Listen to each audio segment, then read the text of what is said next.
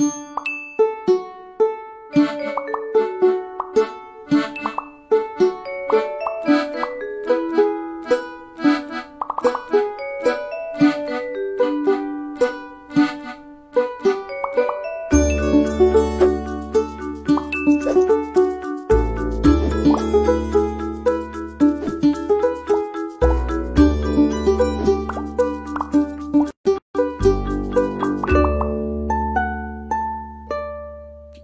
so we are now live in Facebook. Ma'am Clarissa and Sir JP live na po rin tayo sa Facebook, so pwede na po tayo mag-share.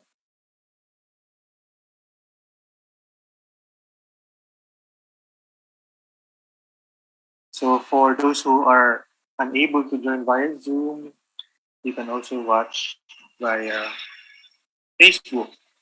And for those who are also unable to watch via Facebook, do not worry, because this webinar is going to be recorded, and the recording shall be made available in our social media channels, namely in our Facebook and in our YouTube channel.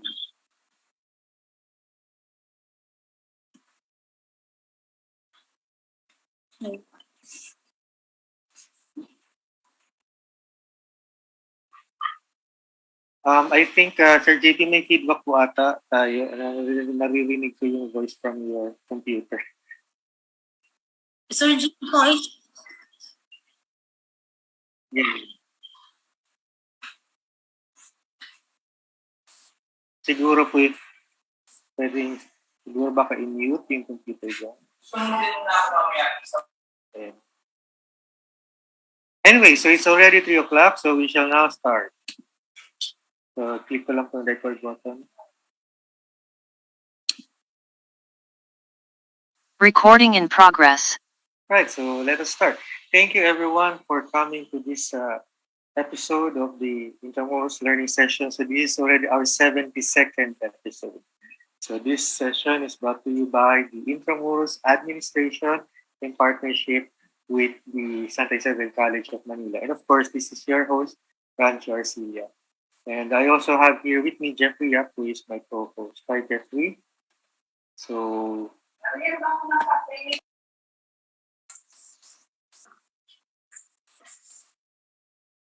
sorry about that. Anyway, so before we start, I'd like to read first some house rules. Let me share my screen. So for Zoom attendees, you may raise your questions via the Q&A button.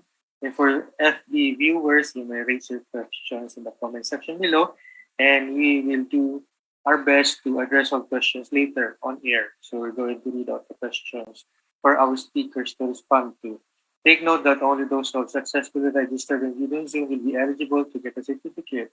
The feedback form will be emailed to you after the session, and a certificate will be sent within a week. Note that this webinar is also recorded, and the recording shall be made permanently available in ILS social media channels. And as I understand it, we are also being broadcasted live via the Facebook channel of Santa Isabel College, Manila. So thank you so much for that. Now, our topic for today is very significant because we're going to talk about one of the pioneering educational institutions, not just in Intramuros, but also in the Philippines and in the Far East. So, to open this webinar, I'd like to call on the president of the Santa Isabel College, Manila, Sister Mirabel, for some words of welcome. Sister? Yeah, thank you. Good afternoon, everyone. Yes, I'm Sister Mirna of Santa Isabel College, Manila, the host of this particular event. And upon the proposed invitation of Jhaun, Rancho, and Celia, the handsome guy before the screen, our Intramuros Administration, Department of Tourism, Philippines, Santa Isabel College of Manila, eagerly, enthusiastically responded to this rare event to be part of this webinar learning sessions. Thank you for this invitation. This learning event for us, Isabelans, we are called Isabel and Sa, is to be able to establish close, Isabel, yeah, is to be able to establish close linkage and networking with the Department of Tourism in the Philippines,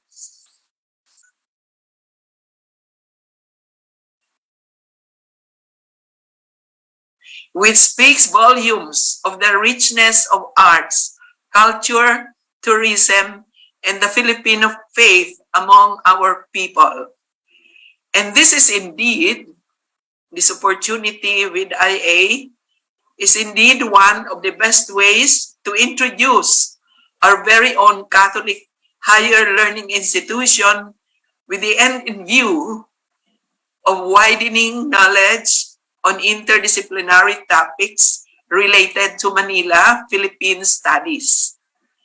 This afternoon, SICM students, outstanding alumni, faculty, and personnel, and the rest of the audience are given this priority by IA as it is a privilege given to Santa Isabel College.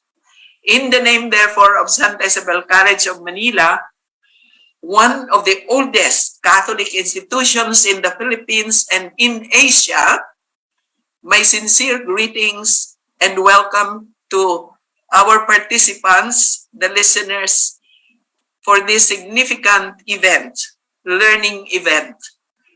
In this session, I hope that you will come to know more and appreciate better today Santa Isabel College of Manila, a school owned and managed by the Daughters of Charity of Saint Vincent de Paul and Saint Luis de Maria.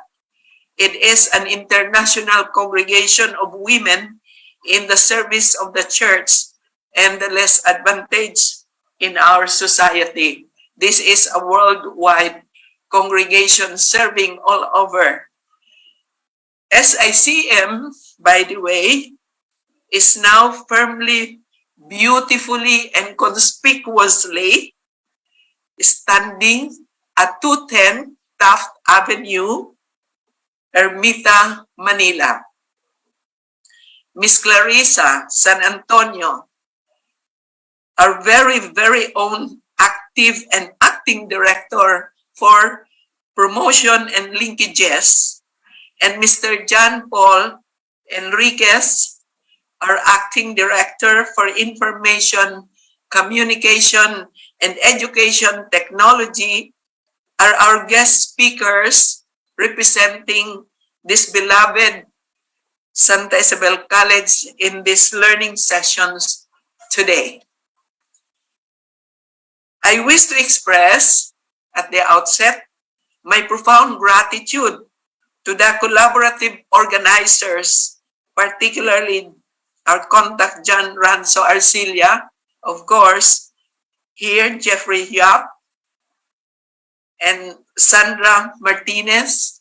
I think the other guests who are also around.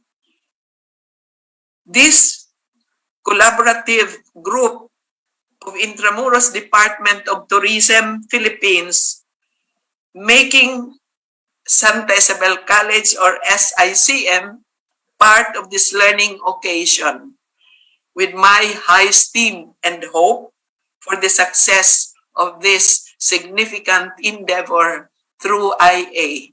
So our partnership not only began before, but until now, and we shall continue to be linkaging with each other in the field of tourism. Because by the way, we have a program, college program, which promotes tourism, in particular, the hospitality management and tourism program.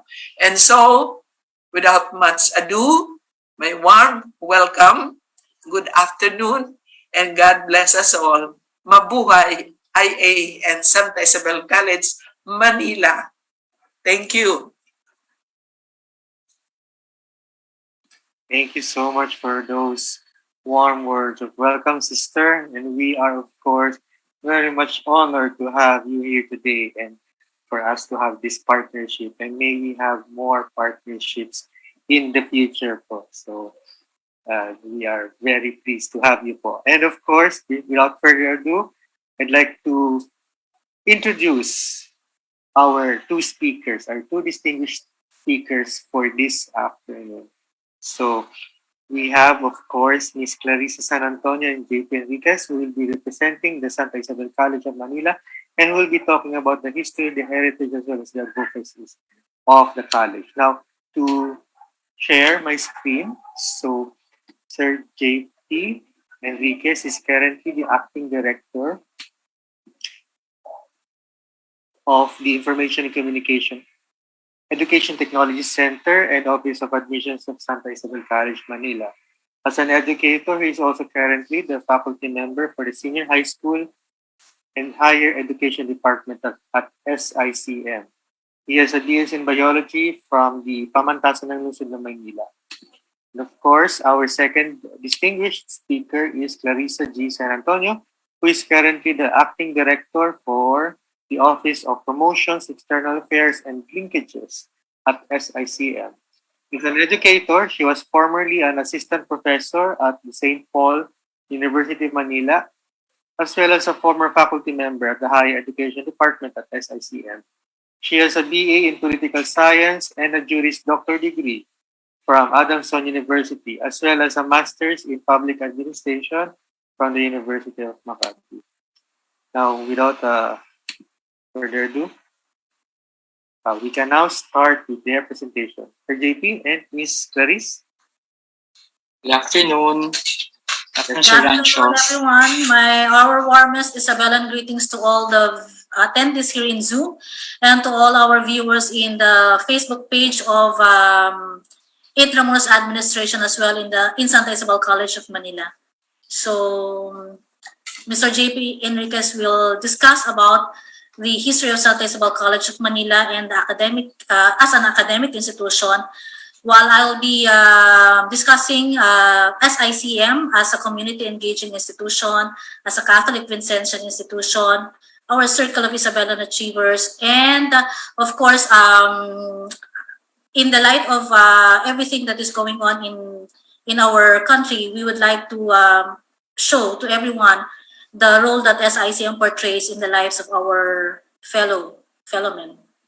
Mr. JP Enriquez.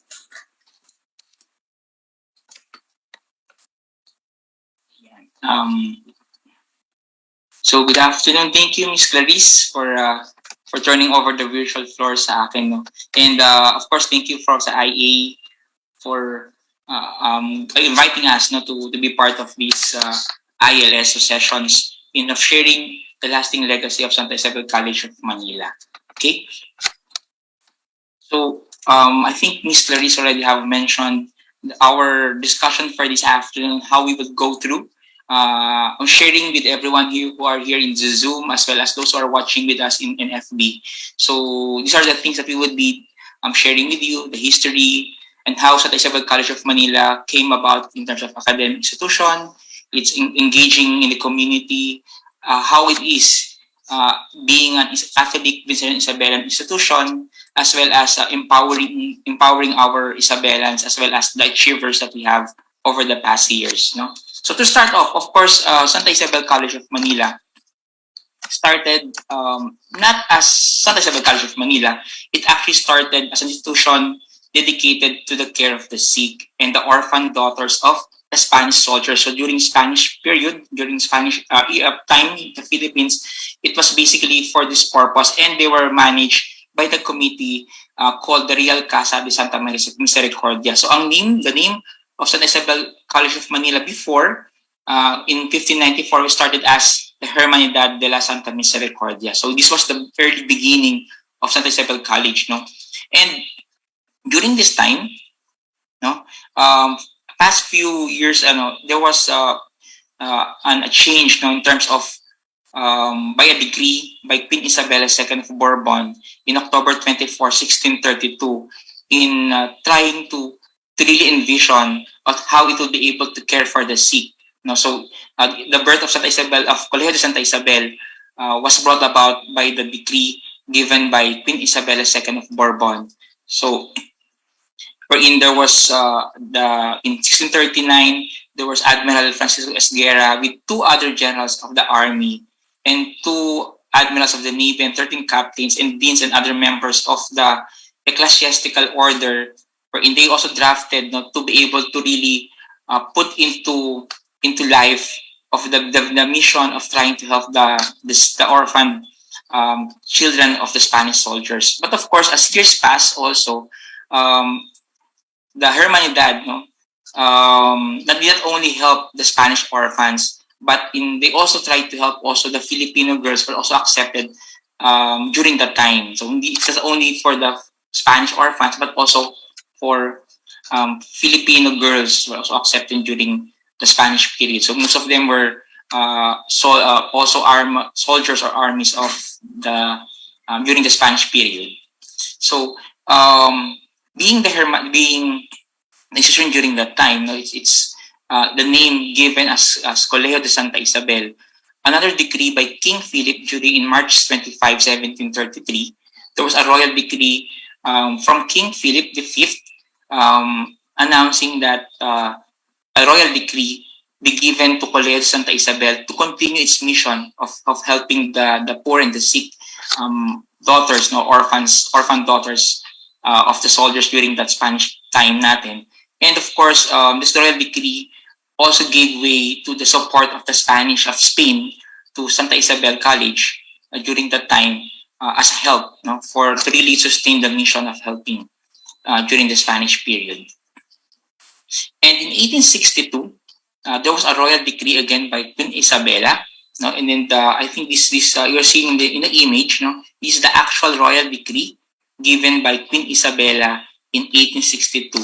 Now, what would this royal decree contain? The royal decree was to mission 15 Daughters of Charity of St. Vincent de Paul to be sent to the Philippines together with other 4 Vincentian fathers and two fathers, 2 priests and 2 brothers during that time to sail from Spain and going to the Philippines.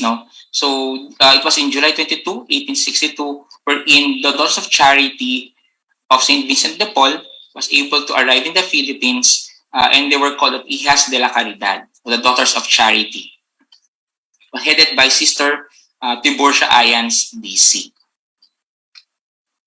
From there, 2 years after the arrival of the Daughters of Charity as well as the Vincentian priests and brothers, they took over, the Daughters of Charity of St. Vincent de Paul took over the administration of the Real Colegio de Santa Isabel. So you're seeing here a photo showing the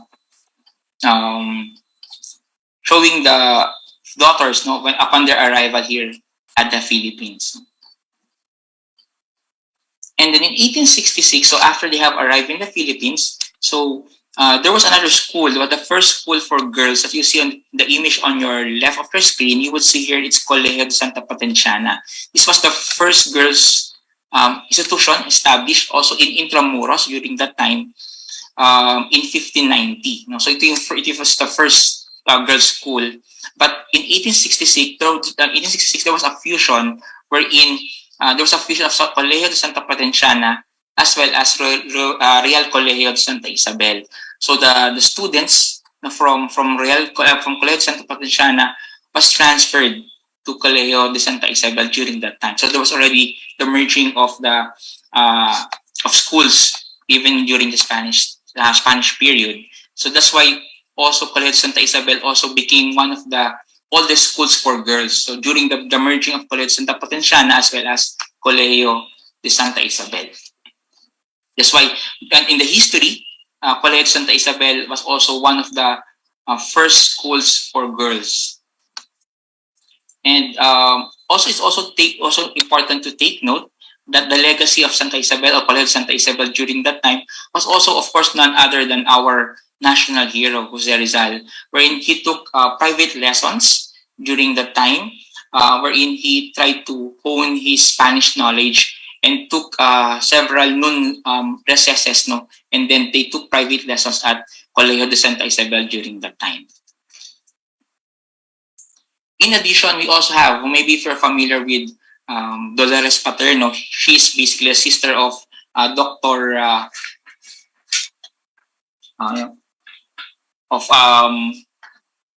Si Dr. Paterno during that time, wherein she studied also sa Isabel College of Manila, wherein she dedicated the time and mastery in terms of the piano and composition. Now, during that time also, she learned these instruments, and she became a Filipina composer known for her composition known as La Flor de Manila or Sampaguita. So it was in 1879 that Dolores Paterno studied at Santa Isabel, or Colegio de Santa Isabel. And during 1885, there was changes in the regulations being administered by the Colegio Santa Isabel. So you're seeing here in the image a reglamento del Colegio de Santa Isabel, which contains the regulations that would further usher the mission brought about by the laws of charity during that time to help those orphaned daughters of soldiers during the early Spanish time. We also have, as part of the legacy of Isabel College of Manila, we also have Maestra Jovita Fuentes, which was considered as one of the national artists in music, the first Filipina national artist in music in 1976. And she was also one of the most distinguished alumna of the said college. And so you have here Jovita Fuentes in portrayal of Shio San Giacomo Puccini's play. So Madame Butterfly, yung mas kilala sa Madame Butterfly. And he was also dubbed as the first lady of Philippine music. As years pass, one of the great stories that Santa Isabel College of Colegio Santa Isabel could share to our participants today is that there was a great fire during 1932, which almost destroyed half of the colegio and burned the whole third story. And miracle happened that the fire stopped only in the chapel. So there was a chapel in the school, in the colegio, but it didn't reach the chapel, and the fire stopped upon reaching the chapel. So what you're seeing here in the image, is basically the grounds of Colegio Santa Isabel at Intramuros, Manila. So we have in the center, we have Our Lady of the Miraculous Medal here in the center, and a grand stairs coming from the second floor of the building.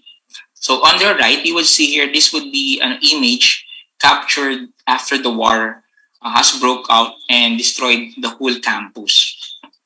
So this is one of the notable events. And another one is that if you would visit Intramuros, Manila, you will see within the walls, you would see there a marker showing to us the Plazuela de Santa Isabel.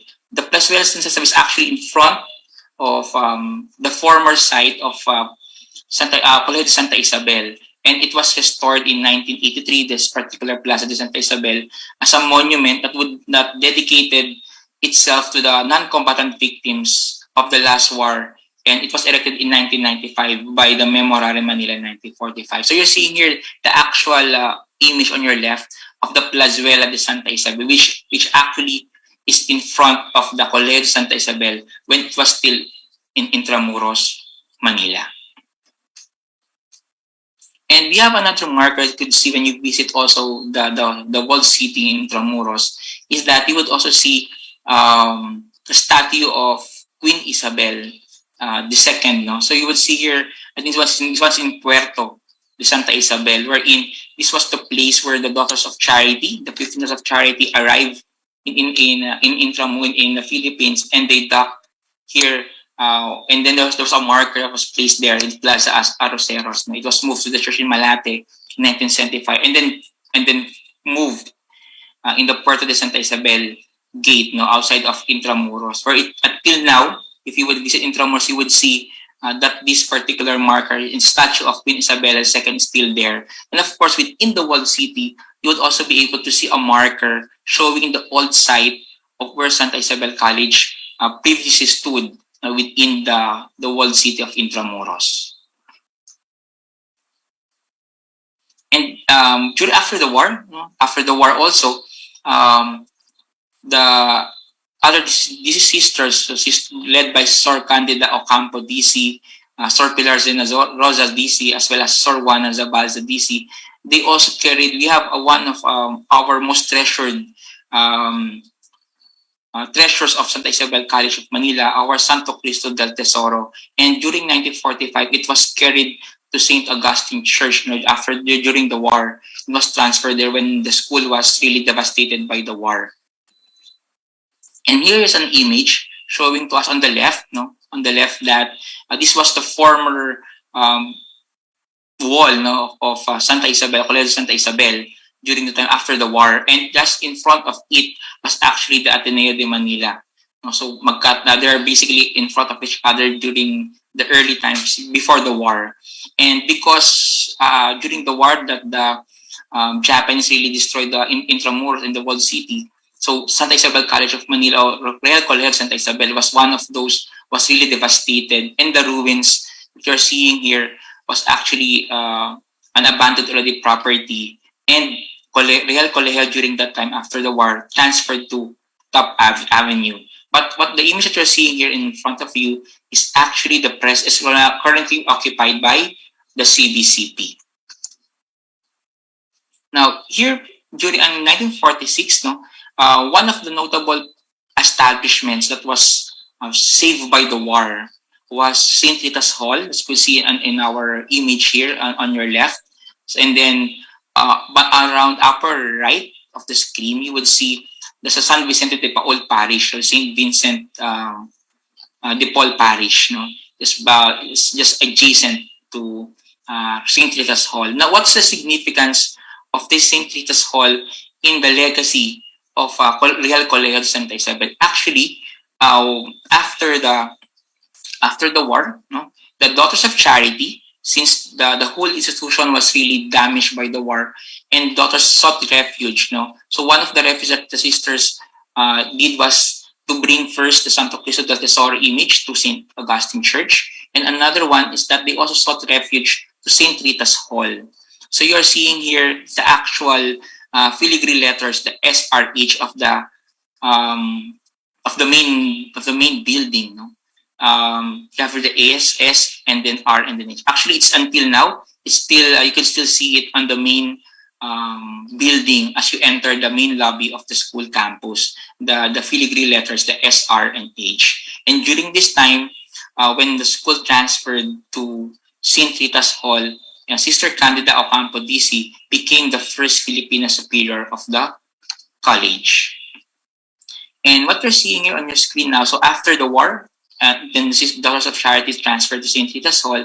This is now where we are currently located. So after the war, the Daughters of Charity of Santa Isabel was transferred to Taft Avenue, which is the current address, is 210 Taft Avenue, Manila, where we are currently residing. As part of during the transfer, also, of course, there was also, since we first tried to, these sisters first tried to send the image of Santo Cristo del Tesoro to San Agustin Church. And in 1946, it was again enshrined in the chapel of currently Santa Isabel College of Manila. So it was later transferred when the DC sisters was accommodated at the St. Rita's Hall.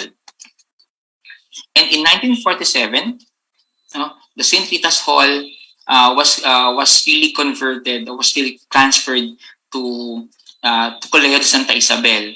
But in 1947, there was an unveiling and historical marker of really showing the new location of the institution, and it was later called Santa Isabel College. During the American period, American time, the Real Colegio Santa Isabel was changed to Santa Isabel College in Taft Avenue, Manila. So what we're seeing is basically the historical marker found within the school campus. Of when you enter, you see in the main building is historical marker showing its new location at Taft Avenue, Manila. And during that time also, from 1968 and 1970, since it's accepting students, when they transferred also in Taft Avenue, you're seeing here, these are the several buildings that was also established during the time. So aside from the St. Rita's Hall, the main admin building, we'd also see here other buildings that was brought out, that was put up to be able to accommodate other students who would like, other Filipino girl students, to really study at Santa Isabel College or Santa Isabel College during that time. So we have here the four more buildings: the BED building, the Basic Education Department building, as well as the Higher Education Department building that caters to the college students. And then during 1986, as part, and to 1996, part of its legacy, Santa Isabel College really aspired to give quality education to those who would be enrolling in the school. So it also gained a PASCO accreditation and reaccreditation, as you can see here in the slides. And of course, as part of celebrating the years of existence, no, actually we are already almost to the 400 years celebration of the 500 years of celebration of the school. So we have here several, we would like to share with everyone several of our activities done during over the past years. No? So we have here the 135 years presence of the Daughters of Charity at Santa Isabel College. We also celebrated the 365th year enshrinement of the image of Santo Cristo del Tesoro in the chapel. So that was participated by the students as well as alumni of the school. And we have also another marker that was put up to celebrate the 365th foundation anniversary that would coincide with the enshrinement of the Santo Cristo del Tesoro in the chapel. Another part of the celebration of the legacy brought about by Santa Isabel College was also a play, a historical drama with songs and dances, which entitled as The Heart of the City.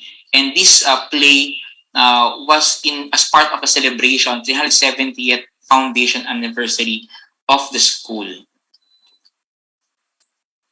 And of course, the most recently, most of our those who are with us during the recent years, for the 387th foundation anniversary, we also made the Tawag at Tugon as anniversary performances during on the 387th year foundation of the institution. So we have also, you can see in the picture, we have your singing and dances. So if you would notice, most of the celebrations really done by the school in over the past years was most of the cultural shows, singing and dancing.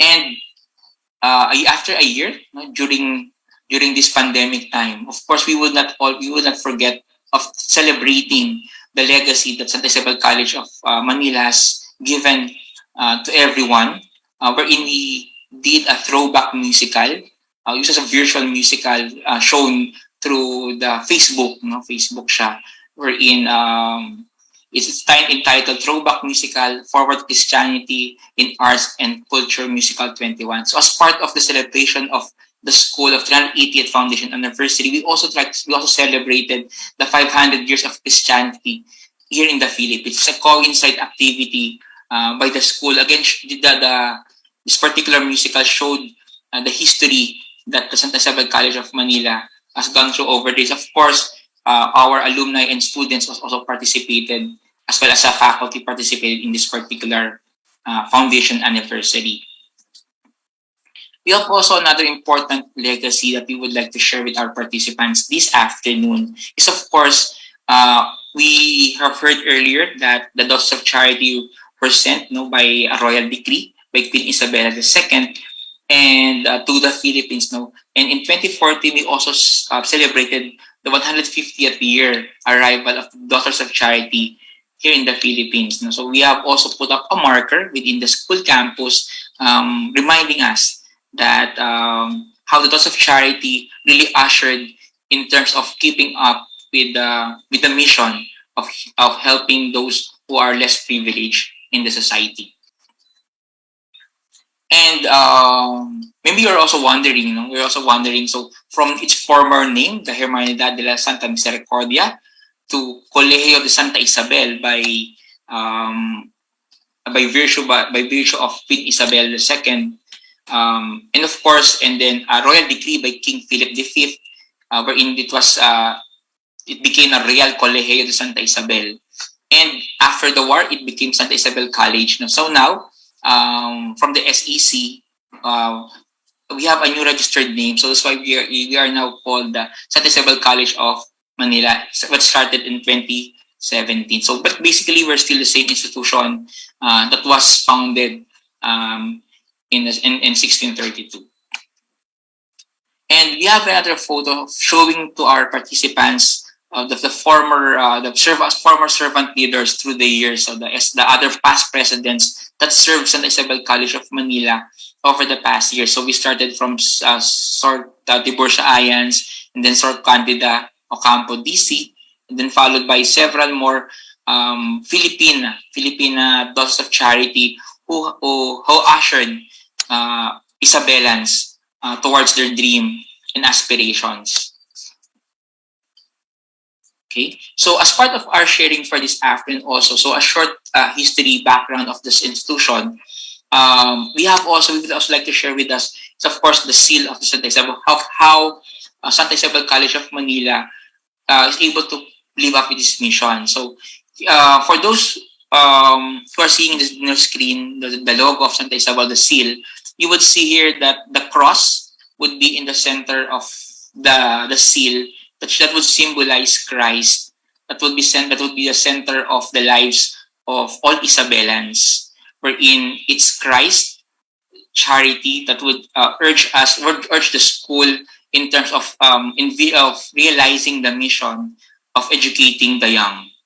So you will see here in our seal that the cross would always be in the center, as reminding us that Christ would always be in the center of our lives. And the even arms of the cross shows us that the school stands for the equality as well as the non-biased choice of students. So the school lives up to its mission of not really selecting who would be able to enter, as long as they would like to be part of and be formed as a Catholic, Vincentian, Isabellan graduate of Santa Isabel College of Manila.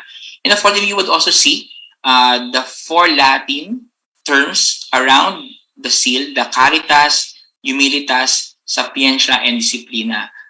If we translate that, it's basically the charity, the humility, patience, and discipline. So knowledge and discipline. So these are the 4 values that over the years that the school would like the Isabellans to really imbibe, the value of charity, the value of humility, and of course the knowledge as well as discipline among its graduates. Now we have also here to share with everyone the history in terms of the legacy, in terms of being an academic institution. We would like to share that the school first started as to open the music department, wherein this is one of the flagship programs of Santa Isabel College of Manila. During the earlier times, it started really as a music department, a conservatory of music. So we have here Sor Cecilia Maronilla, DC, who was assigned as the head of the Department of Music at Santa Isabel College, Intramuros, Manila. And you will see here there's a recital, and as well as where the DC took over as a head of the institution. And some of the notable graduates of the Conservatory of Music during that time, in 1941, we also did that. It was also offered during that time the Music Teacher's Diploma, the Bachelor of Music Diploma, the Bachelor of Music Education, and Bachelor of Music in Music Education. And in 1964, he started offering the Masters in Education. But of course, we are very proud of one of our first graduate in the Master of Music major in piano. We have Ma'am Ingrid Sala Santa Maria, wherein she did several performances both here and outside of the Philippines, and particularly, of course, when she's able to visit at Santa Isabel College, she never fails to visit and play during the past years, whenever she would visit Santa Isabel College. And these are the past deans, starting from Sor Esther Pena, DC, Sor Graciana Raimundo, Sor Asuncion Evidente, DC, Professor Rosario Picazo, Sor Emilita Pacubas, DC, as well as Sor Milagros Atas, DCs, Dr. Pilar Jimenez, Antonina Siacuatco Hostol, and Cecilia Basilio Rojas, and Sor Virginia National, DC, some of our past deans in the music department, which we now call the Conservatory of Music. And one of the notable faculty, maybe most of you would be familiar with Maestro Lucio San Pedro. He became also a faculty. He taught here at Santa Isabel College of Manila, wherein actually we have a room also dedicated to him, as well as Maestra Vita Fuentes. Maestra Vita Fuentes. We also have a room dedicated for them. And of course, we also have Maestro Hernani Cuenco, a national artist also, who also taught at Santa Isabel College during the past. And both of them are also national artists in music. In 1946 to 1958, you would see here, these are some of the government recognitions that the school received. It's like the school would be able to offer different courses during the earlier times. So we have here from 1946 to 1958. So we have the kindergarten, the elementary, as well as the general secondary courses. So you will see in the upcoming slide, these are some of the courses as part of the government recognition received by Santa Isabel over time.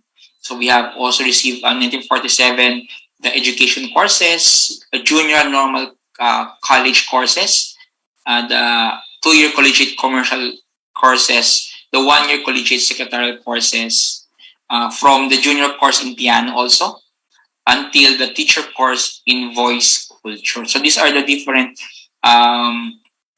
courses that was given recognition by in 1948 to Santa Isabel College during those times.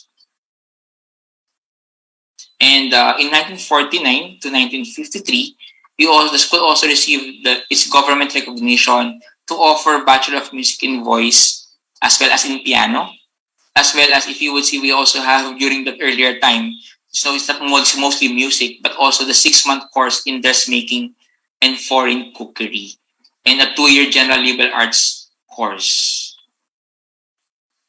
And in 1954, the school also offered a 4-year secondary course in home economics, as well as elementary education. And in 2000, 2006, 2014, the school also received again the PASC accreditation, as well as in the higher education department. So coming from PASCU and FAAP, the Federation of Accrediting Agencies of the Philippines, was given also to Santa Isabel College of Manila during these years. What you're seeing here is actually the current auditorium that was built in 1953. During this time, it's one of the most grandest auditorium, having a maximum of 600 seating capacity, who would be able to enter the auditorium. So currently, if you would be visiting the school, it's the same auditorium you will be able to see now. So it was built in 1953.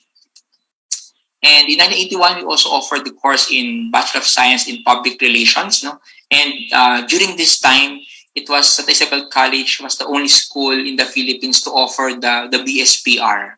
It's one of the first schools, one of the pioneer schools to offer the BSPR. And these are some of the other government recognitions the school was able to receive over the years, offering the BS Information Technology, BS Information Management, as well as Office Administration and the AB Human Development. And over the past years, of course, the school was really known for the School of Girls, School for the Girls. So it was only during the recent years that the Isabel College accepted male students, or boys were accepted.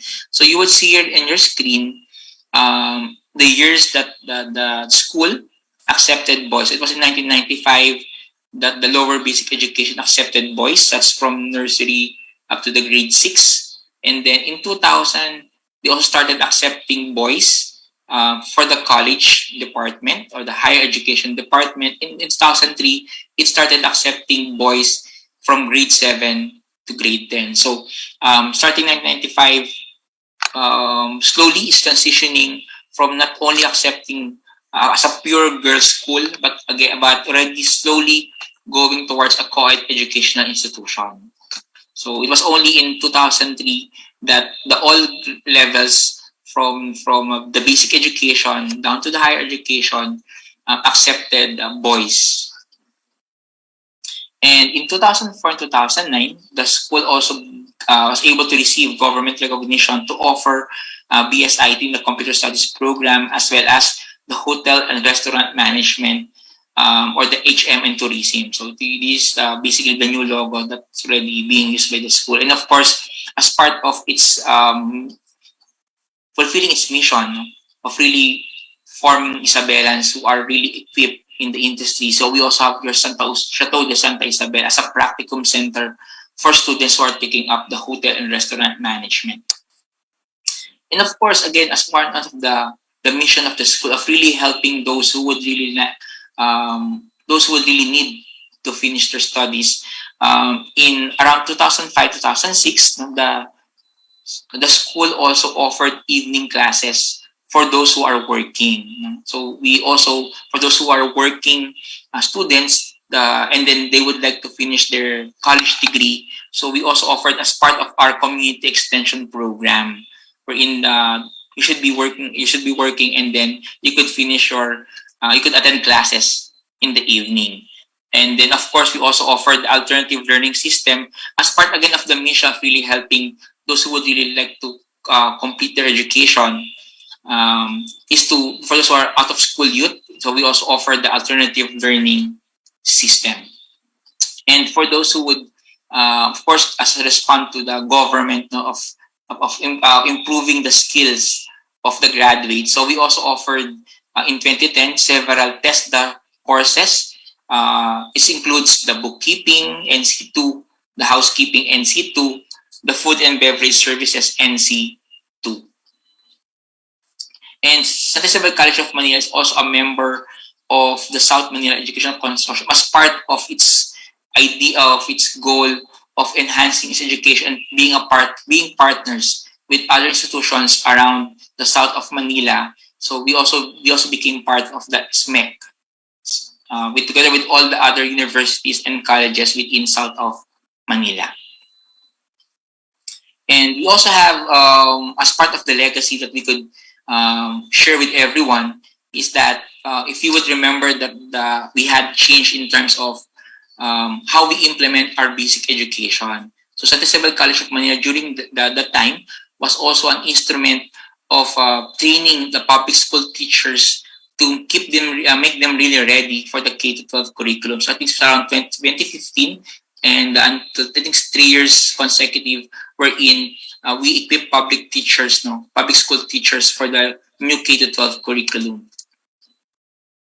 And when the senior high school was really put in place and was offered in around 2016, of course, again, as part of its history, the school also offered several tracks, the ABM track, the UMS, or the Human and Social Sciences, the STEM, as well as the GAS, and other special programs that would interest students in the field of culinary arts, digital arts, computer programming, as well as the music and arts. Again, if you would notice, even in the senior high school, we would still like to live up with our flagship program, which is the Conservatory of Music. So we're also offering music in terms of for those in our senior high school students.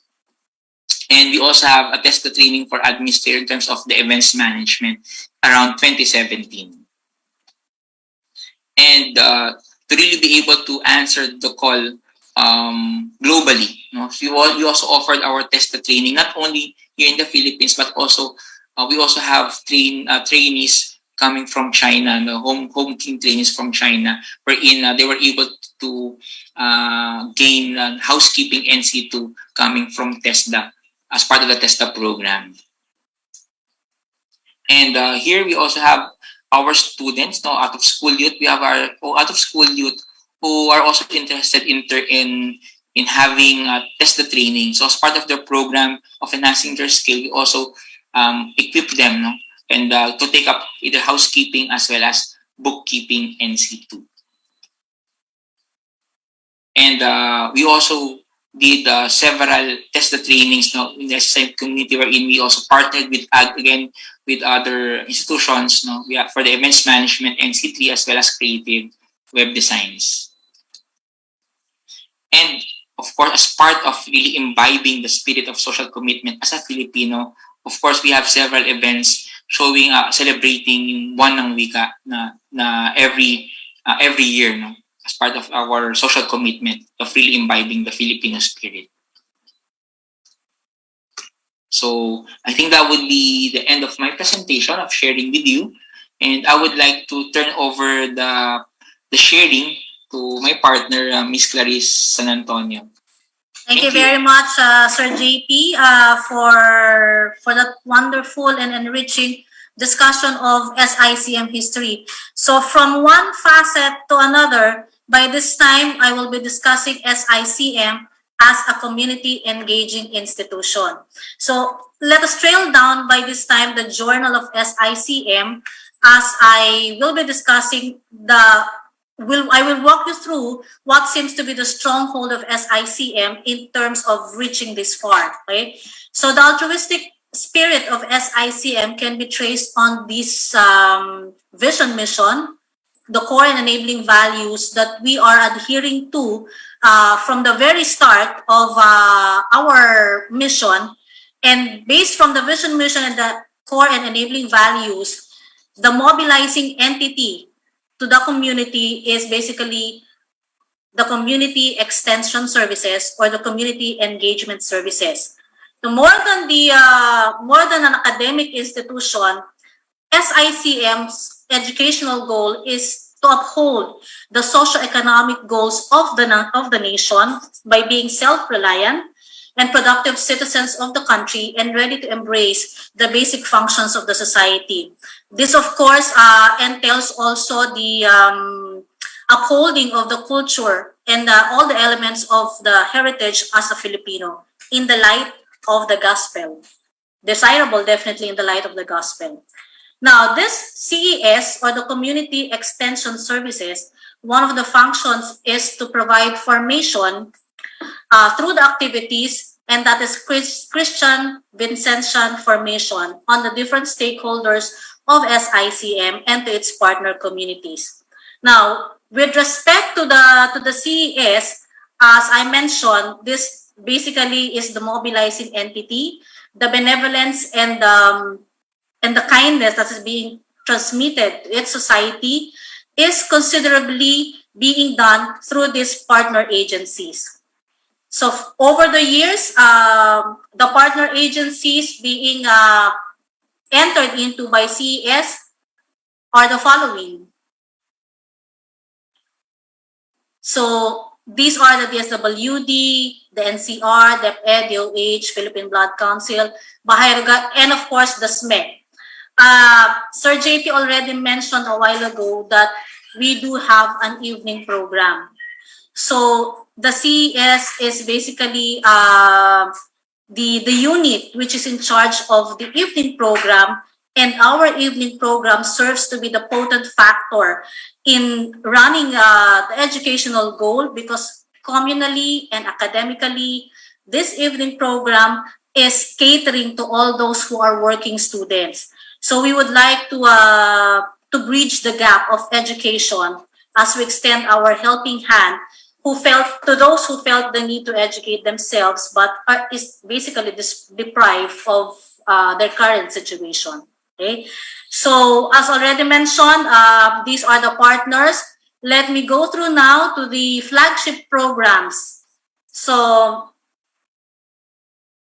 yung nakikita niyo po sa screen, because I'm also in Facebook, the one being presented right now are the certificates of recognition coming from our partners, one from Red Cross, the other one from SMEC, the Red Cross Youth Council, and the BJMP. I will be showing you the flagship programs of the CES. To start off, we just specifically selected 2015-2016 coming from the CES department or CES unit. The first one is our PGH apostolate. This has been going on for years now, whether pandemic or pre-pandemic. So, turn as Serbisyo Buhay Ko. These are the flash on your screen or the food preparation which will be distributed in the emergency room of PGH. So, on a regular basis, we do conduct apostolate in PGH. Next flagship program is the livelihood skills and training with the CES partners. So this livelihood skills, the training was actually on liquid dishwashing soap and the liquid Fabcon. So with the help of our then CS coordinator, Ms. Elsa Barbon, they conducted these activities. They implemented this one with the help of the CS partners as one of SICM's enabling values of social commitment directed to transform communities which are basically being deprived because of unjust social structures. And of course, one of the aim also is to change their perspectives in life. So several times on different places, on different settings, we see our CES department or CES center for this skills training. The third one is the dental mission. On your screen, the dental mission is basically catered to all those marginalized sector. So they were given treatment here in SICM, and based from the record of the CES, there were 96 clientele who were able to avail of the free dental services and medicines. Okay?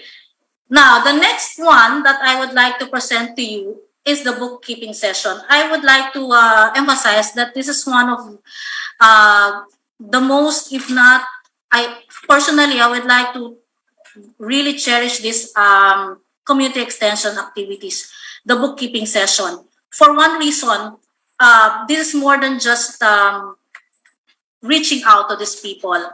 But what makes it special is the fact that the people involved here are our fellow countrymen, brothers and sisters, who were able to deprive of their liberty.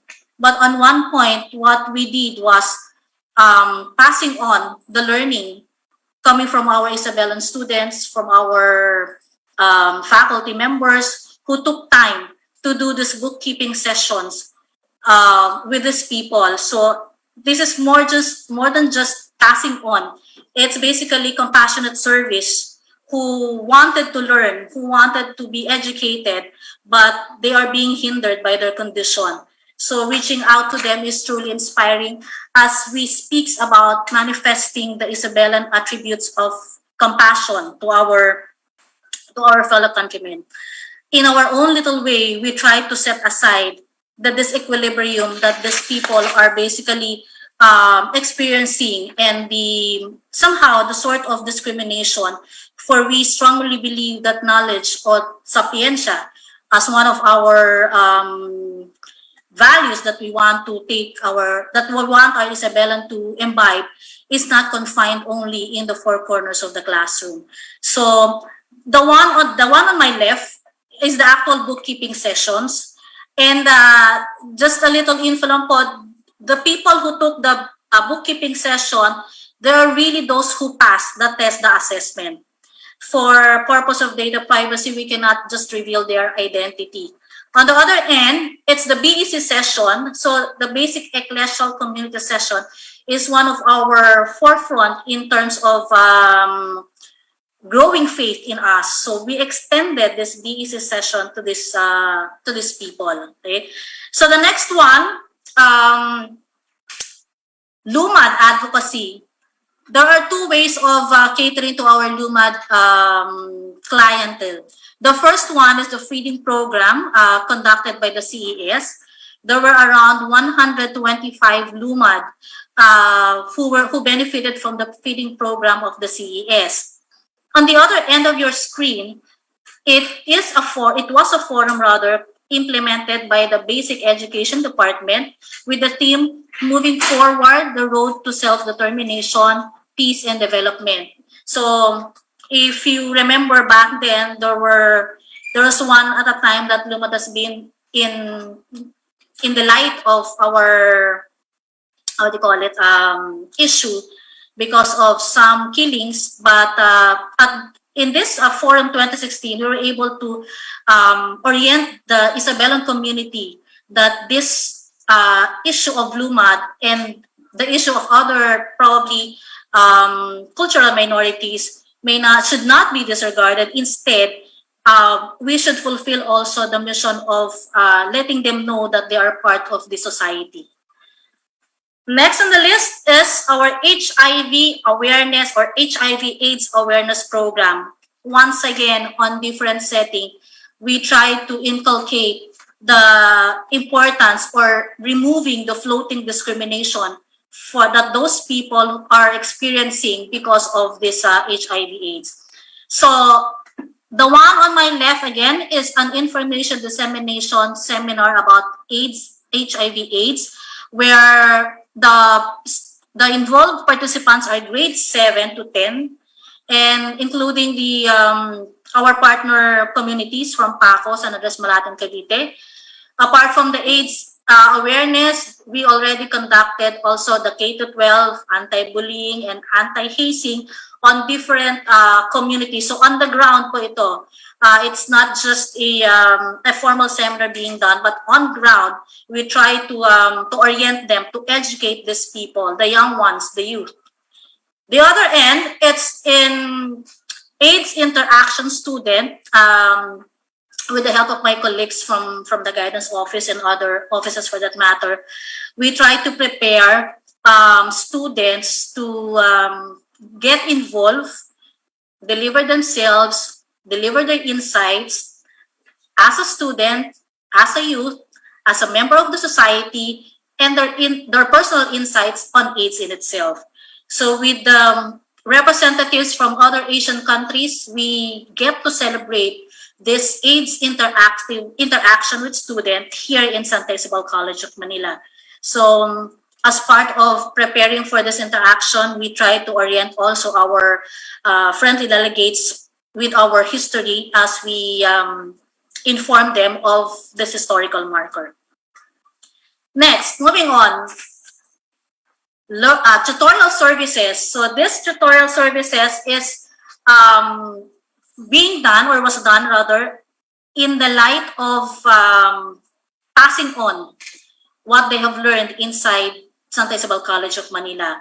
But more than just passing on this academic learning, what is, I think, the most important thing is when they try to teach these students, or this young generation of people, they are also somehow passing on Isabellan characteristics, Vincentian Isabellan. It's not on a technical aspect of throwing them all what they know, but more than that, the Isabellan attributes of Christ-centered, compassionate, creative, competent, and charitable are also being passed to these young generations. So the participants of this tutorial services are basically from the children from the 4Ps of the government, yung Pamilyang Pilipino program, Pantawid ng Pamilya Pilipino program. So this is in line with our commitment to Vincentian excellence, that it is really more valuable along with this academic learning to pass on also the Isabellan characteristics. And ultimately, what could be the ultimate source of our community extension services?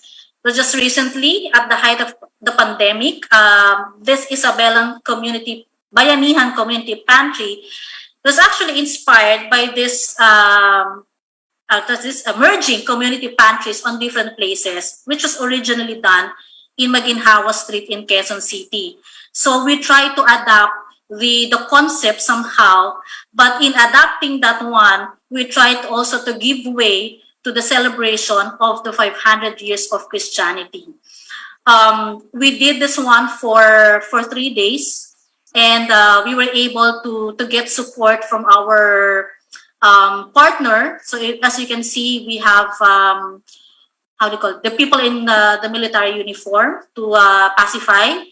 for Peace and Order, and also our Isabelan volunteers, our Daughters of Charity, headed by our very dynamic president, Sister Mirna Bass, who personally took charge of everything. So this is actually one of the so many activities that is being done by our CES, by SICM in general, to respond somehow to the needs of our brothers and sisters who cannot find one for themselves. Okay, so the long tradition of being responsive to the community is being sustained to inculcate to our Isabelans the importance of kapwa or pakikipagkapwa-tao, matulungin, mapagbigay, all rolled into one.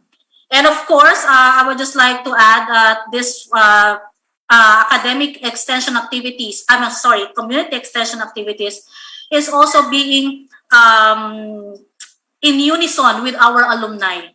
So mayroon po tayong mga alumni dito, Isabelan alumni who have been sharing themselves, their resources, their time, their effort to also contribute to the success or to the accomplishment of all these activities. Now, we are not stopping from this community extension service on the socio-civic aspect. I want to give you a glimpse somehow of how Isabelans actively participate and aware in terms of politics. Okay, so the political involvement of an Isabelan as a Filipino can be traced or oriented towards the nation's political, social, economic, and civic status or circumstances. This involvement basically resonates the receptiveness and discernment of each and every Isabelan. So if you try to look at my slide, it says here 1996, 1998. I was personally surprised that when I traced back all this in SICM yearbook, I found this photos. Normally, I also came kasi from a Catholic school, and this kind of involvement from the pool of incidents that happened in our country, it is very admirable to see that there is an Isabelan in it. So what everyone will see are occasions of involvement of Isabelans. First on the list would be this one, no to Chacha, no to VAT. The second column is supporting the creation of Economic Council for Economic Survival. And the first photo is the MAC plebiscite. So this involvement speaks about SICM social commitment and the so-called adherence and respect for human dignity as our core value. Isabelans never lose sight of this opportunity to utilize their rights and voice out their opinions as a mature Isabelan and as it continues years thereafter. So several years forward, this political involvement continue. That's one, the martial law, the pork barrel, and the federalism. The martial law and the federalism both happened in year 2019, while the pork barrel took place in 2013. So this pork barrel, if you remember, if you recall, this was once a discussion, a debate somehow, an argument in our national government. So Isabelans took themselves out on the streets to join the so-called Million People March, where the aim is to scrap or to eschew the PDAF na tinatawag, or the Priority Development Assistance Fund. So one way or the other, the voicing out of the opinion really matters as to where Santa Isabel took their stand on this issue. While both at the bottom, the other end, the martial law then and now, and the usapang federalismo, this was, both of them actually aims to widen the understanding of the Isabelan community on what were those circumstances that took place in declaring the martial law before, and at the bottom, usapang federalismo, is also to inculcate in our Isabelan the pros and cons of the shift rather from presidential, the current one that we have right now, to federalism. Okay? So these pros and cons were given on diverse setting, diverse points of view, as our speakers came from different areas, from the point of view of law, academe, and church officials. So this somehow allows the Isabelans to distinguish the pros and cons of the shift. Okay, next one. Now, this is quite special on my end because both of these activities were organized by my office, the Office of the External Affairs, in collaboration with my with other offices here in SICM. So if you notice, 2016, 2018 has been these are milestones because hashtag sa totoo lang and the Barkada Contra Droga were the outcomes of the external collaborations of my office with GMA7 and the Dangerous Drugs Board. Okay, let's go first on the Barkada Contra Droga. This one, what we did with the theme I Lead, which exemplifies Isabelan leaders emerge against drugs. So what we did was we invited speakers directly from the DDB, Dangerous Drugs Board, and what they tackled here is that the government efforts of addressing the problem on drug addiction. Of course, the current situation of the country in terms of drug addiction and the ill effects of drugs on the human body. This was attended somehow by our senior high school student in cooperation with the Basic Education Department. Hashtag sa totoo lang, labanan ng malita. What makes probably SICM proud of this one was the fact that there were only 2 schools whom GMA network was able to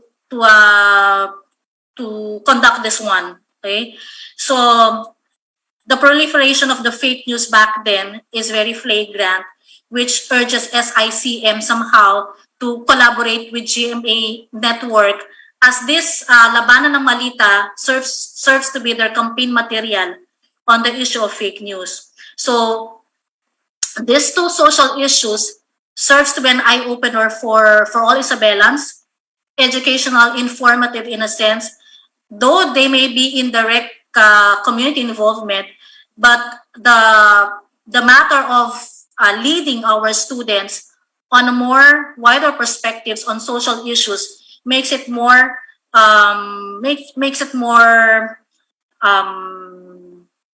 inspiring for everybody, because we know for a fact that they learn from this one. Our guest speakers from the hashtag sa totoo lang is a well-known journalist, Mr. Howie Severino, and another one is Mr. Ronald Habal. Okay, so apart from this social issue, I would like also to emphasize that SICM, being an all-girls school, recognizes the role of women in nation building. And on that note, we provided engaging activities in as far as women empowerment is concerned. The 2017-2021 both inclined on gender-related laws, Magna Carta. So I know that sa mga listeners po natin, you are quite familiar on that there are some laws like the Magna Carta on Women, which aims to protect, to inculcate to the women that they should not be abused, they should not be subject of attack. Instead, the government should recognize them as a potent factor in nation building. So, on a lighter note, the Gabriela's 1 billion rising was launched to forge solidarity against abuses and attacks against women. So, ito po ay buong SICM community. It is just the ground, but even our second floors, third floors, may mga sumasayaw po to recognize this 1 billion rising back in 2019. The unity dance did not end in this Gabriela's 1 billion rising, as we were once again invited by the NCC A and C, D for the Sayaw sa Davao. So the students from Santa Isabel College of Manila, in yellow. So if you notice, the other one is maroon. By this time, it's yellow. It really speaks about unification. So this is an invitation from the National Commission on Culture and Arts, National Committee on Dance, that Santa Isabel College of Manila performed the Sayaw sa Davao by Maan Chua. This is actually performed last 2020, Feb 20, in celebration of the National Arts Month last December. So ito po ay sinayaw ng mga senior high school student, if I'm not mistaken, headed by our P, choreographer po namin, coming from the Basic Education Department. So unity, unifying action coming from Santa Isabel College of Manila in celebration or celebrating Filipino culture and arts, signifying unison or unity across the nations. Okay, so it's really good that we are part of unifying the nation in terms of promoting our culture. But pandemic comes, what we did now is to disseminate information about COVID-19. At the surge or at the height of this pandemic, COVID-19, the Basic Education Department, Aralin Panlipunan area, sponsored a webinar entitled COVID-19 and Evolving Situation. What is basically this COVID-19 webinar? We invited a consultant from the World Health Organization, Western Pacific region, to discuss the fine points, the particulars, and how COVID-19 will evolve. That was 2020, so 2 years back. We received questions from our viewers on what would be the future of COVID-19 on the scientific. It's more of a scientific discussion. Since yung speaker po namin is coming from the World Health in itself, we were able to, in its minutest details, we were able to discuss the COVID-19 precepts. Okay? It's a sizable significance on us because we were able to educate our viewers, not only our Isabellas, but the entire audience from our Facebook stream. Okay? But last but definitely not the least, as one of our community engaging institution, we were also inspired by the fact that one of the sustainable goals by the United Nations is to, and of course, as an Isabellan, steward of God's creation, we were inspired to come up with several activities, even in the past, if as you can see, 1994, 1996, to protect our environment. The 1994 was actually in celebration of the 83rd alumni homecoming. That vertical composite gardening is still standing, erecting in Santa Isabel College of Manila, and the same position that what we are seeing right now. So the jubilarians from these different batches decided to introduce this vertical composting gardening for healthy living, the growing of vegetables. So that's why ang hashtag nila is Luntiang Abel. Now, if you can actually visit Santa Isabel College of Manila, we are really a nature educational institution, which means we love taking care of, we love being green. And of course, back then, we partnered with ABS-CBN on Bantay Kalikasan for the tree planting program. We had several accounts of tree planting, but I think it's not that easy to conduct this kind of event. But luckily, we were able to provide one in coordination with ABS-CBN. The other two came from the Basic Education Department. They call it Project Love 2018. They encourage us, the students, the employees, the entire SICM community, in protecting our environment. They encourage us to bring our own utensils, eliminate somehow the use of plastic materials, and implement policies such as Claygo and several others, just to to imbibe the spirit of clean and green on the students on the SICM community. But the other one at the end is quite unique because they wanted to inspire students in taking care of the environment on a different manner. So sa kanila, meron silang song and dance interpretation. They have this impersonation. Basic ed po tayo. So, but everything is inclined towards protecting the environment. So these are just some of the several community engagements, whether directly or indirectly. We are really very fortunate that we have this opportunity to let our fellow men feel that they are still part of the society. So this one is basically promoting the sustainable goal of the United Nations for sociological or ecological sustainability. Now, I would like to introduce now SICM as a Catholic Isabellan Vincentian education. Okay.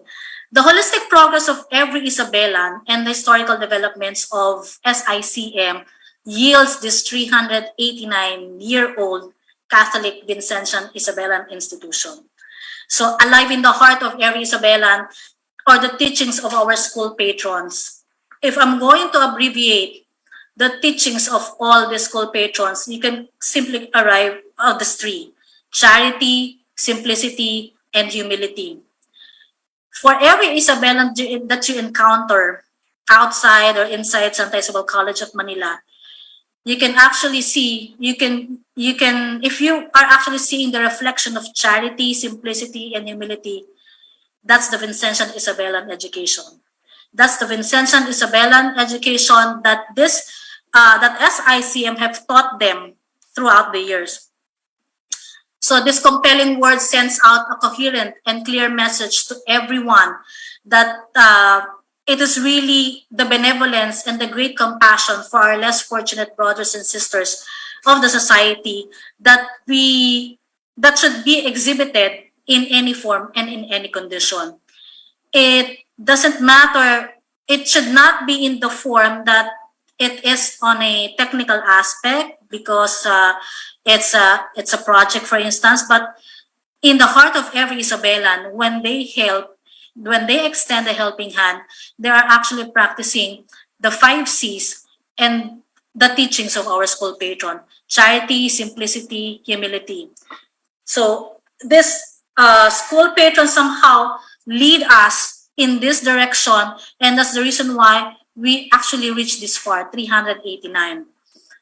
Moving on to this Vincentian Isabella institution, the absolute expression of love of SICM and all the Isabellans in the Catholic faith and devotion is the yearly celebration of Santo Cristo del Tesoro.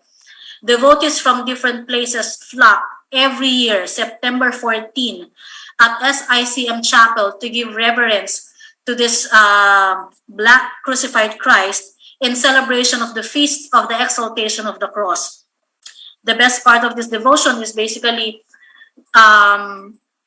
manifested through a procession. Every year po, we have this 9-day novena starting from September 5 and will end on 13. And on the 14th, it's the 5th day. Right after the 3 p.m. Mass, we hold this procession. Alumni, devotees, parishioners, students from all walks of life, troops to Santa Isabel College of Manila to celebrate this enduring religious tradition of SICM. So, unfortunately, we cannot do that at this point in time, but hopefully when we go back to our new normal or the way we used to be, we can share our greatest treasure to everybody. So, Catholic faith and devotion, that is for SICM. Who serves to be, or which entity serves to be the moral arm of SICM? It's the campus ministry. As SICM's moral arm, it continuously provides engaging activities to us, employees, students, our BECs, our recollection, our masses, or small talks from our lay partners, from our mission partners, so to strengthen and to keep the values of SICM intact.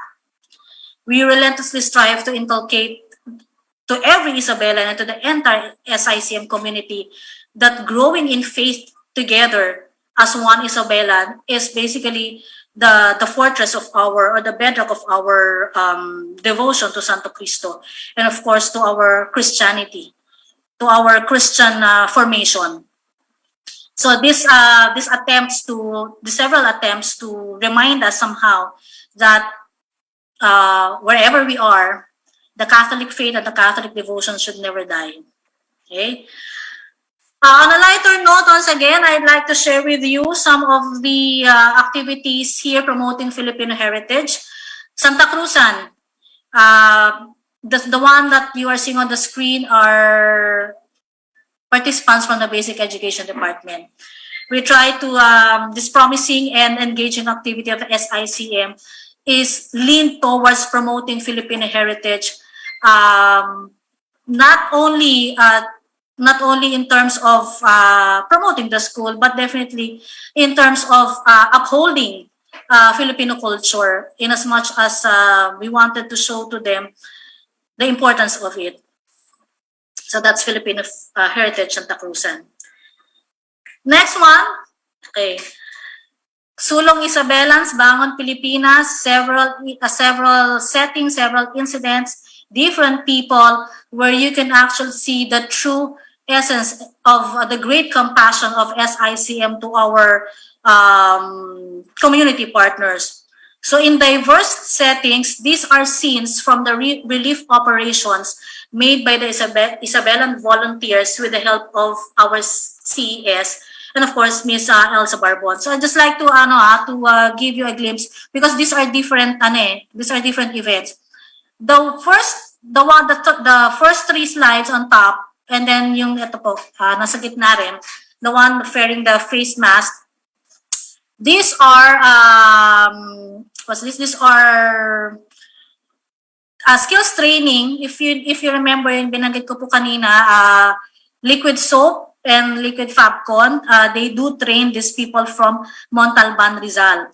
They were able to visit 4 barangays in Montalban, Rizal, 3 of them coming from Barangay San Jose, and 1 is in Barangay San Isidro.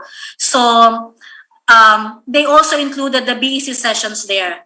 So what they wanted is, they wanted to show that sharing and caring has been part really of SICM's everyday lives. Kasama po yan. The one on top is the food preparation headed by Sister Mirna Bass. In our community partner also, because we used to hold this parang feeding program with our street children, street people. Sometimes prior to pandemic, we try to invite them here in SICM and do the feeding program. And then down at the bottom is the Pamaskong Handog. So toiletries, sleepers, games for these youngsters were given, were coordinated by the CES, of course, with the help of the Manila Social Welfare Development Social Welfare. Okay? And this one is quite inspiring, because it involves our elderly DC sisters as they celebrate Valentine's at the provincial house. So there was really a close interaction with these sisters, DC sisters, with our Isabelan volunteers also. So a Vincentian Isabelan, the long line of notable events in the history of SICM and the flourishing changes that go with it confirms the graceful aging of SICM.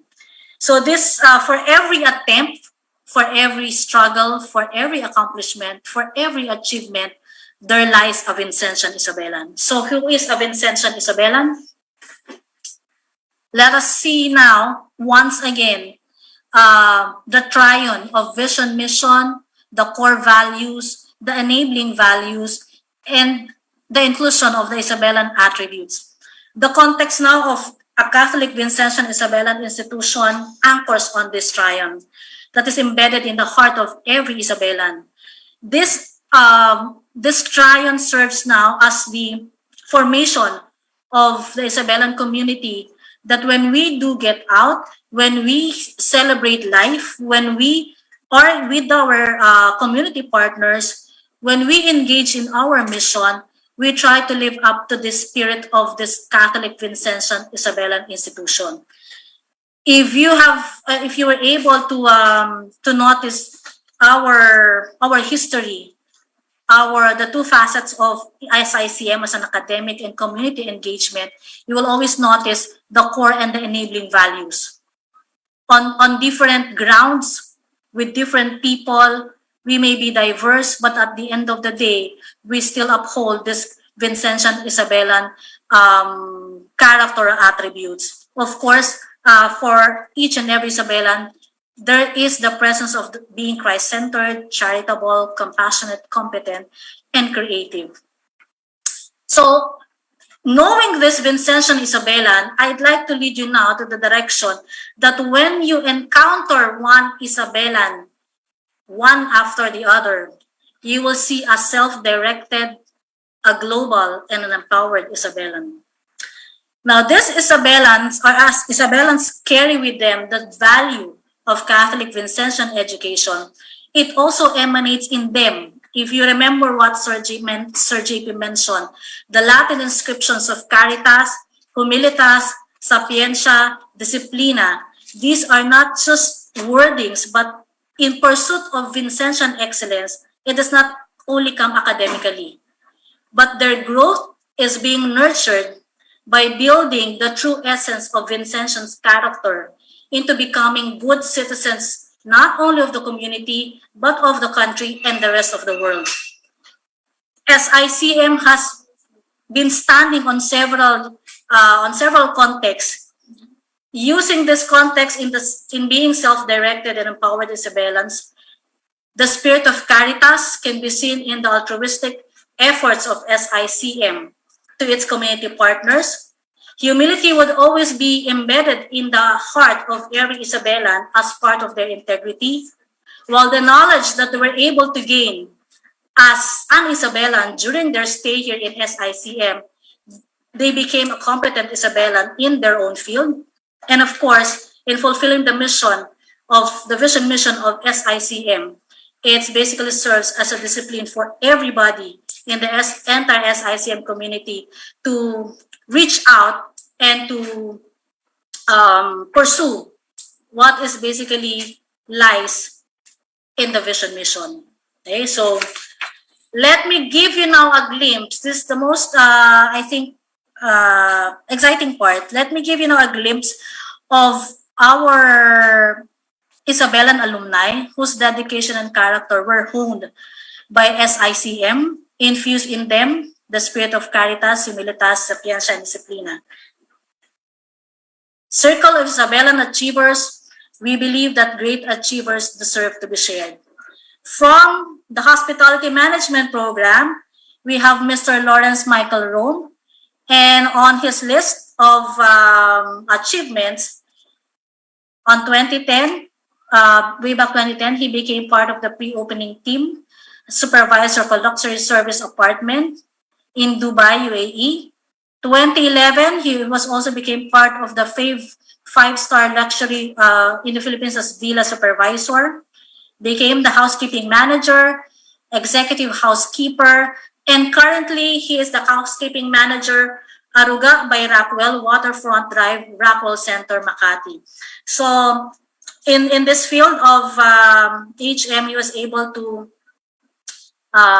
initiate also and share with his colleagues there the Isabellan character, and that's Mr. Lawrence Michael Rome. Another Isabellan achiever from the HM is Mr. Manuelito Tanghal, batch 2009. He is currently the head chef of Adina Vibe Hotel, Darwin, Waterfront, Australia. So global, we are global. Isabellan is global. He was also the chef, how do I pronounce it? Departé, Hotel Mercure Darwin Airport Resort, also in Australia, and in Regis Hotel, Palmerston. So those were the two Isabelan achievers coming from the hospitality management program. Moving on from the BSBA program, headed by Honorable Ana Marie Timas, batch 1990, major in management. This lady, Honorable Ana Marie Timas, has been serving the country several years now, since 1998, sorry. 1998, he was the Court Attorney 4 from the Court of Appeals, Branch Clerk of Court, NPS, National Prosecution Service, under the Department of Justice. She was also the presiding judge of in Antique, the assisting judge in Metropolitan Trial Court in Mandaluyong, acting presiding judge in Quezon City, Antipolo, presiding judge in RTC, Branch 50 of Manila, and currently the Associate Justice Court of Appeals. So if you try to look on the achievements of our Isabelans, it basically speaks of how we were able to hone these people by inculcating in them not only academically but on the idea of the 4 virtues. Next, another one from the BSBA is Ms. Susan N. Cabo Cornelio, batch 1992, a major in accounting.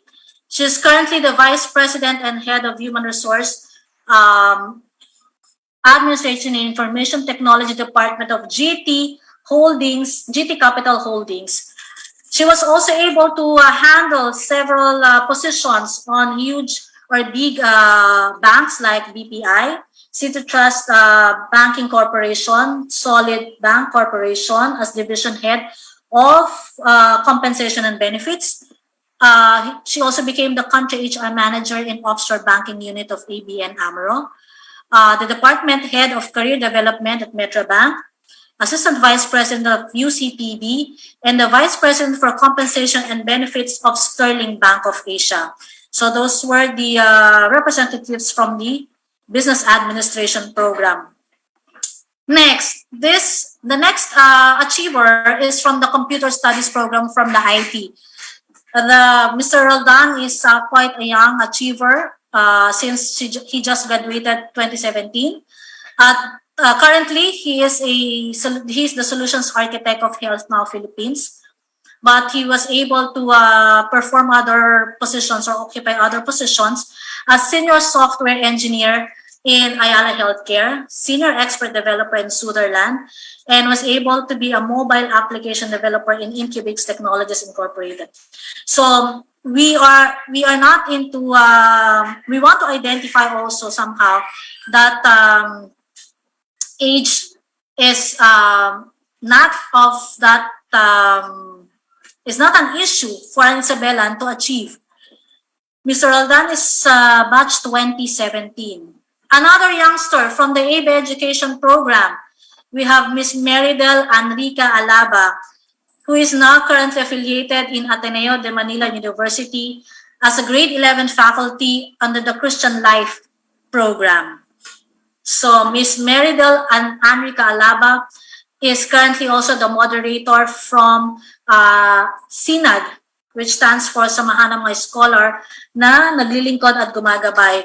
So as committee chair of Ignatian Spirituality in Ateneo and as moderator of SINAG, she is basically in charge of orienting the students in terms of scholarship, and of course creating programs and activities for all the scholars of Ateneo. Back then, when she was a student in SICM, she was the Young Educators Club president and a consistent Dean's Lister. And we are very proud to say that this young lady is a Marilac grantee intern scholar. So apart from that one, she carries the skill of being the choir trainer and pianist. So at a very young age, Ms. Alaba was able to excel as a Vincentian Isabelan in her own field. From the flagship course music, we have Mary Jan Camilco Tagadtad, major in vocal performance, batch 2018. Another young from the younger generation, Ms. Tagadtad is currently outside of the country performing musical concerts.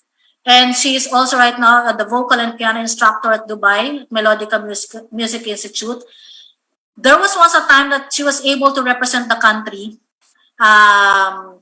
in this 2018 Nanning China ASEAN Opera Concert, in which she performed this this Dalit ni Julia from the Zarzuela of Walang Sugat by Severino Reyes. So under the tutelage of Mr. Jose Logdat, and performed different engagement even during her time when she was actually studying. She already engaged in several performances. So as I mentioned, Mr. Jose Logdat, the last entry for the music is Mr. Jose Logdat.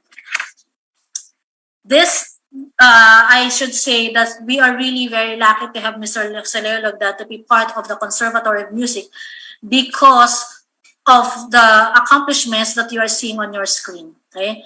This very talented performer was a major in vocal performance. Baritone po ang kanyang how do you call it, voice. And then he is a classical musician. Right now, he is performing abroad and based in Milan, Italy. But he was able to bring out the best of the Isabellan music in his performances, whether inside the country or representing the country. And this achievement somehow puts another laurel in the hat in the cap of SICM under the Conservatory of Music. So we truly believe that, as listed on your screen, that these great achievers deserve to be shared. But I just like to mention that those I mentioned are coming from the higher education department. I'd like to present to you a representative from the basic education department. She is a graduate here in high school. Let me present to you Miss Cynthia Cindy Conseco Banaria. Okay, at present, Miss Cindy is the Vice President for sales of one of the biggest business commercial establishments, Nestle Philippines. She is also an awardee of Nestle Exemplar for Leadership and a grand winner of Nestle Innovation 2020. She already received several citations, internal and external, from the key stakeholders.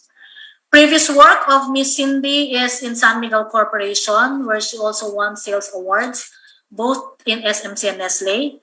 And outside her career, she is also the president of the Parents Organization and part of the board of Parent Trustees in LaSalle Green Hills, and was able to receive LaSalle President's Award for outstanding service along with her husband. So that is basically very notable, the profile of Miss Cindy, because she never forget the fact that she's an Isabellan and would always be there for Santa Isabel College of Manila.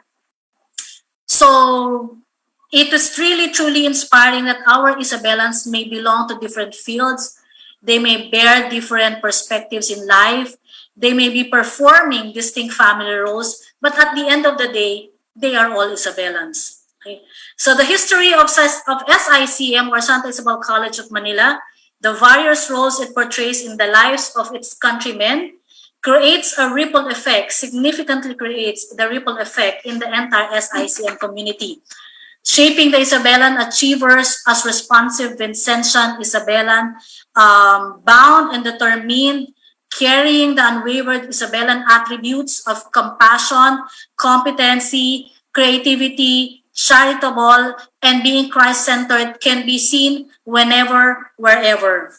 Santa Isabel College of Manila will continue to fulfill its mission to God, to country, to the community, and to the rest of the world by bridging dreams and building character. The history of Santa Isabel College of Manila would always be a lasting legacy to all Isabellans then and now. So this has been Santa Isabel College of Manila together with Mr. Jhaun Paul Enriquez for Intramuros Learning Session. Thank you very much for listening. Thank you so much for that, Ms. Clarissa and Sir Jason. Ay, very, very enlightening po and very interesting po presentation. And I'm sure all of us have learned something new today. Now I'd like to call on Jeff for our open forum. Jeff, do we have any questions for our speakers? Thank you, Rancho. Yes, we have a number of questions here, but for those who are on Zoom and on Zoom first, you may type in your questions on the Q&A button on the bottom part of your screen. And for those who are on Facebook, you can type in your questions on the comment section. So the first question, Ma'am Clarissa and Sir JP and Sister Mirna, anyone can answer the question, or maybe the three of you can answer the question, is what lesson can we get from the longevity of SICM? What can the constant birth and rebirth of the school can teach us? Would like to start. Anyone can answer. Sir JP? May I give my Okay. Yeah, sure, Yes, sister. Go ahead. you know, as an international congregation of women, Vincentian Daughters of Charity, one of the most significant values is adaptation to the changing times and circumstances in any place all over the world. And Santa Isabel is in fact into it. The adaptation to any sign of the time, the call of the moment, that we are supposed to adjust. That is why in all the presentations from the history of the first children of the daughters of the soldiers, you know, Spanish soldiers, to the present generations, that the presenters were able to let us know best in their own ways. I think that is a very concrete way of saying we did not only cater to the children of those time, but to the present time, including particularly the very crucial moment of history in the Philippines, including the present situation of our elections. So yun yung heart of making the person rich, poor, but the most are the deprived and poorest, that we are supposed to bring together to adjust to any changing, difficult it may be, that they have to adjust. In other words, if there are opportunities for change of thinking, calls to change our mindset, the lifestyle that we also live from that time of the Spanish, era up to the present in the Philippines and elsewhere where the Daughters of Charity are, the same thread of spirit flows all over. So that's one contribution that I would like to say, a very big lesson for every Isabelan, not to stick to old traditions. If we were founded 1632, that can never be. That's only part of the long track of history that we have to move according to the signs and calls of the changing time of today, the 21st century. It's good to know, Sister Mirna. Thank you very much for that answer. How about Sir JP or Ma'am Clarissa? Would you like to answer as well? Good afternoon to everyone again. I would like to also share to our participants the idea of, I think every Isabelan from the start, when the Daughters of Charity really handled Colegio Santa Isabel during that time, which na Santa Isabel College of Manila, is of course the value of charity. In the heart of every Isabelan, they would always say is that during their stay here, and then the legacy that Santa Isabel College of Manila would really like to invite to them is the selfless giving of self, the unselfishly giving of self to those who are in need. I think that would be the lasting legacy that Santa Isabel College of Manila would really like to share to the community, is the value of charity, especially those who are in the less privileged of the community. Thank you. Thank you, Sir JP. Yes, I totally agree po with Sister Mirna and Sir JP. 389 is 389. The length of Santa Isabel College of Manila, which originally started not as an educational institution, and traversing the journey and how it developed into an academic institution, but more than just an academic, we were able to expand ourselves by reaching out to people. So when I mentioned that it really creates a ripple effect, we do adhere to the fact that 1632 was the starting point, but with the changing times, we really have to adapt. We really have to move forward to what is needed by the signs of times. And this basically not removing the Latin inscriptions that we had, yung Caritas, Sapientia, Humilitas. These are all embedded, but not exactly being stagnant on 1632. We have to move forward, but not removing the fact that we carry the torch of Isabellan virtues. And from there, we can cascade to our community partners, to our students, and to the future generations to come that we are Isabellans and we are one Isabellans. Thank you very much, Ma'am Clarissa, for your answering the question. Another question here. There's a question from an anonymous attendee. I believe this is in relation to the innovation, and particularly the call of the situation, especially now that we are in a pandemic. How does SICM prepare the graduates from quote and unquote discrimination, since most of the students right now are graduates of online learning setup? So was there ever a concern over this matter? Anyone can answer the question. Sister Mirna, would you like to start? Sir? I think I would start. Okay, Sir JP. Okay, Yeah. you can go ahead.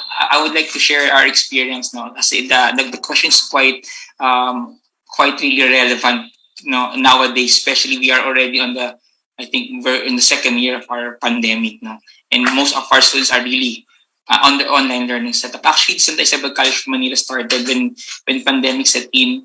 We really tried to make sure that we are still able to give quality education to our Isabellan students, having the flexible learning mode of learning for them, wherein they will have synchronous classes as well as asynchronous classes, self-paced activities. In those activities, we ensure that whatever is being given during the face-to-face, it's still the same education, different platforms, but the same competencies that they should get. Even though in their online classrooms. And moving forward and looking ahead, of course, having in the new normal, actually the school is also preparing as part of its continued legacy of providing quality education. It's the high flex learning. We're also looking into having students really come. Have maybe some of them, half of them would be in the school campus, and half of them would still be online, whichever they would prepare. So we're also preparing for that, the high flex learning modality. So at least for those students who would like to learn, who learns better on a face-to-face mode of learning, and some others would really learn better on their own. Because of course we would like to acknowledge that some of the learners that we have, that they also could learn on their own and with minimum supervision, especially those are students in our college department or higher education department. So I do think the discrimination aspect in terms of telling those who are basically graduating through online learning setup, we still believe that the school is still able to partake in its mission of providing quality education by, of course, providing them the needed platforms for them to really learn. Thank you. Thank you very much, Sir JP. Sister Mirna or Ma'am Clarissa, would you like to share? I agree. Those are the intentions of SICM in as far as coping up with the pandemic. I believe that SICM is not just one of the several educational institutions who are trying to bridge the gap But in our case, as mentioned in my presentation, in pursuit of this Vincentian excellence, we will continue to fulfill our mission by bridging the gap in education, particularly for those who really wanted to educate themselves, but they are hindered by their condition. SICM will be there, whether online, whether face-to-face, whether high flex.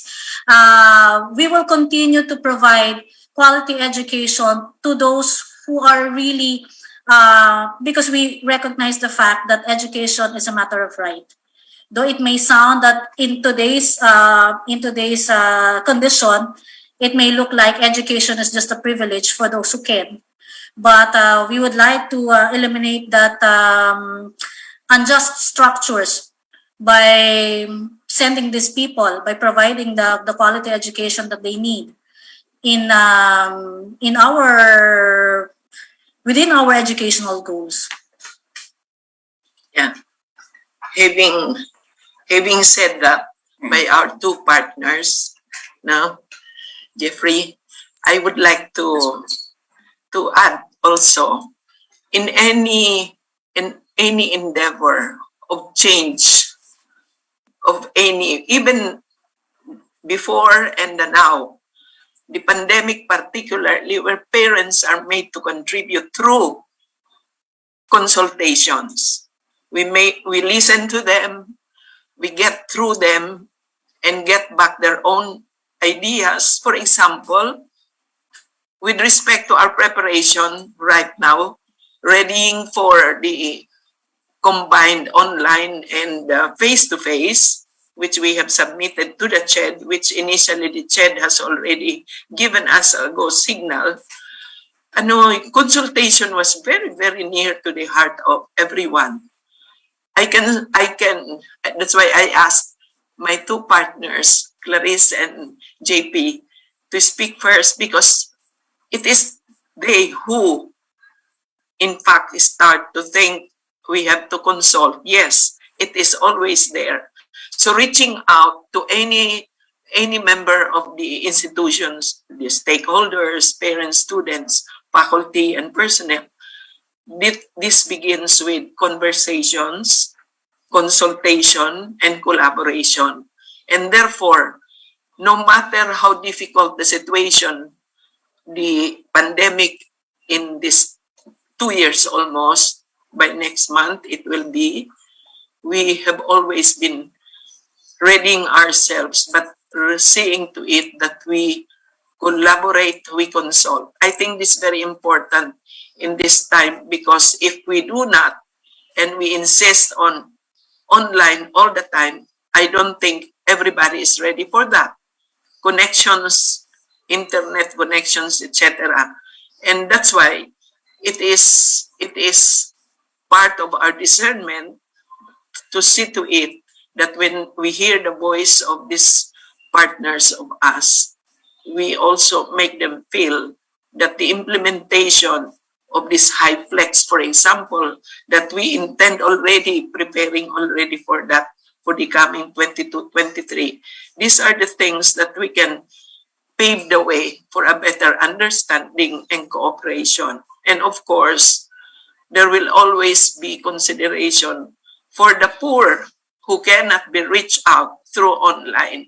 And then yung guidance counselors, nearness, for providing activities that would make them feel healthy. That's why activities, even if it is pandemic, the latest that hit us, yung year na ito, second year, we were able to put up this arts and culture musical because we want them to get out from the boredom, the technology effects alone, for that matter. So I think it was a very successful participation without cost from anyone. Of course, their cooperation, their gifts, their talents were the ones that they used, but we have to give everyone the chance to get out from the usual, at home, facing technology, their own gadgets, etc. So I agree with Sir JP and Miss Clarissa for having said what they have. We are here and we still are here, never to leave behind anyone, and especially the poorest ones whom we know hardly can even pay their tuition fees. Huh? Thank you for that. Yes. They're catered. That's why the evening classes for college yes. is still ongoing for that matter. Thank you. Thank you, sister. I think SICM is one of the few schools that still offers night classes. I mean, specialized ones. Of course, other schools would have evening classes, but this one I believe is more specialized and caters particularly to those who are in need, or working students. So thank you for that. That's a good service for everyone.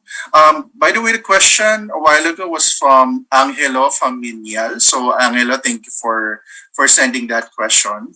Our administrator, Attorney Giller Asido, also sent a message before he left. He would like to thank the SICM for being a part of the learning sessions today and share with us the history and values of SICM. So thank you, Attorney Giller. Yes, for that message that you have left. Yes, po. Another question from anonymous attendee here. I think Sir JP can answer, particularly on the part of history. How far have we traced the descendants of SICM alumni or alumnus, especially or particularly from the Spanish era?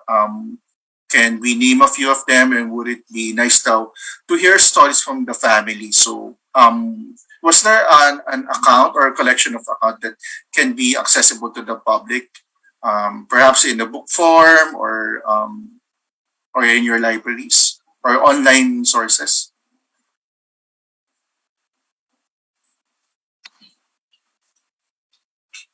Sir Jeffrey, I think I would like to share some stories. No? I think one of the those who participate with us today, we have several stories of our alumni. No?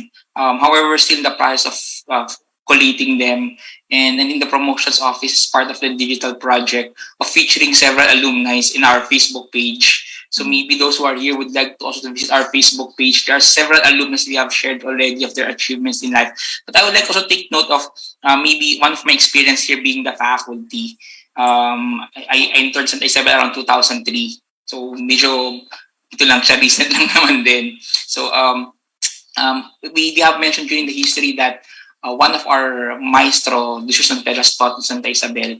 And I was really great. I was really happy upon learning that one of his grandchildren entered the conservatory of, I think it's Gab, San Pedro. And there's another one, I think it's Mary Grace, San Pedro also. San Pedro, yes. Yes, they also studied here. They were they were from Rizal. And then we visited their place. In one of our trip with other employees and students, in one of our educational tours, we were able to visit their place and show us around Angon Rizal. So where most of the artists are really could really be found, yung mga sila Botong Reyes and then San Pedro, and we were really glad they were able to share their stories with us on how they were able to share their gifts in their hometown. There we are currently collecting some of the stories, and of course we have several alumni also who have recently shared our basic education, yung achievements nila, and shared what they have learned throughout the years. I think just recently the basic education have invited alumni from, I think, batch 1995 of their successful stories, which aims to inspire our future graduates in both basic education also to really imbibe the spirit of Vincentian, Catholic, Isabellan education among them. Thank you. In addition lang po, Sir Jeffrey, aside from Sir Maestro Lucio San Pedro, Maestro Hernani Cuenco finished his master's in music here in SICM, in Santa Isabel College then. So these were national artists who became part of the historical journey of SICM. And we are truly proud that they may be somewhere else, but their legacy lives on just as SICM. It's a lasting legacy. Thank you for that, Ma'am Clarissa. How about you, Sister Myrna? On a lighter note, I was imagining when that question was raised, I said, if Rizal was present, if Rizal was alive and present, maybe he can tell what he learned in short period of his Spanish learning lessons. Maybe he could also tell the story, but he cannot anymore. On the light note. Thank you for that interesting note, sister. Okay, thank you for that question, although he didn't provide his name. Another question in relation to history. What do you think is the single most important contribution of SICM to Philippine history? Anyone can answer. I think when Sister Myrna mentioned Jose Rizal, the mere fact that the national hero went to SICM is already an affirmation of the historical significance of the school. But somehow, if you try to trace the discussion ni Sir JP about the history of the school, there were several accounts that Santa Isabel, but just by simply standing here today at this present day and age, and with all the struggles that we went through, that SICM went through, the World War, the burning of the obviously of the institution, I think it is more significant to note that despite all this, Santa Isabel College of Manila were able to reach this far. And I think with the notable people that we encounter along the way marks the SICM in the pages of Philippine history. Sir JP probably would like to add on that one. Thank you for that, Ma'am Clarissa. Sir JP? Hello, good afternoon, Sir Jeff. No? So I'd like to add, I'd like to agree, of course, with Miss Clarissa na the idea in terms of the legacy that really was given by the school, no, of all the struggles that we have encountered. But of course, for all the struggles, no, maybe that the school has encountered over the years, I would like also to share the lasting legacy that the school could really have is the values formation. That despite as not only focusing only on the academics, but of course we believe that it's the heart of the person who really drives the person to be best. That's why we as a part of our Vincentian, Isabel education, it's the formation that really counts. It's not just the academics, not only forming the minds, but also forming the hearts to be able to help out to those who are really in need. It's not only shaping the mind, but also the hearts and the hands to extend to others. Thank you. Thank you for that, Sir JP. Sister Myrna? At the heart of our mission, it was spelled out by our two partners that the poor is always at the heart. With Christ at the center, the institution will continue. Do you know, maybe it's just an information. For example, this time of the pandemic, how many scholars in college and in the basic education, including academic scholarship, have we served? Just to mention, 1,049. Only for this year na pandemic, ha? Will that survive? Knowing that, But anyway, by the grace of our Santo Cristo del Tesoro, the patron, the treasure, Tesoro, the treasure, I think Santa Isabel can be counted on in the history. But maybe I would like also to spell out the very start, aside from the history that was, the legacy of contributing to music, arts, and culture with faith along and all the way down is always to be recognized as a contribution to the Philippine society. And this is being recognized also by our partners in the industry.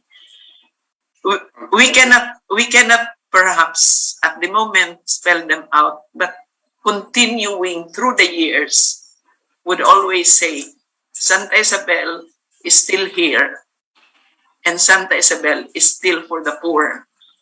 And the education to the rich, to the poor, to the middle is still at the heart of it is formation. That's why it's an integral, holistic formation that do not only build the head. Yun nga sinasabi kong, Sir Jeffrey, Yes, yung hindi lang yung intelligence ang ating the intelligent ones, but also the social, the emotional quotients of our own stakeholders, but especially in the most difficult time, the adversity quotient that we are developing. And who can survive if there is no Christ-centeredness in the life of, and which is in the formation, holistic formation of our constituents. I think that's all what I can also say for now. Thank you very much, sister. In fact, while we were watching the presentation of Ma'am Clarissa and Sir JP, I was very impressed with the community involvement, the history, the mission vision of the school. In fact, one of my friends who actually studied in Santa Isabel, I think in the Conservatory of Music, and I watched her recital several years ago back.